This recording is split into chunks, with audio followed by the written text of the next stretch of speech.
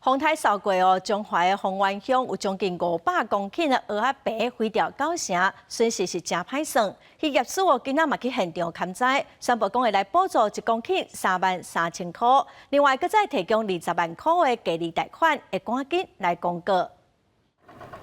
看茫茫的蚵田，专去互调查，也个树枝，甚至是水流茶砍的。这蚵仔唔嘛互冲走，也个互这调查恶毒瓜卖翕死。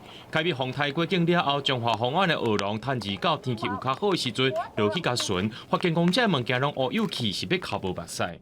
你啊看少安尼，少安尼一片这片安尼，都看看安尼，哦，真痛苦的啦。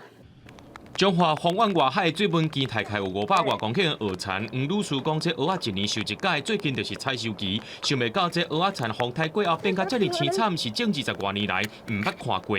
当地超过9成蚵田互毁掉，损失是真歹估计。再去渔业署和民代去到现场会勘，地方希望中央赶紧推出补助措施。 所有的蚵仔是9成拢受损啊！啊，你无倒的蚵边吼，倒的蚵边就倒啊，啊无倒的蚵边，这蚵仔拢无效啊。它经过这个台风以后，迄蚵仔拢袂大啊，都拢无效起来死啊。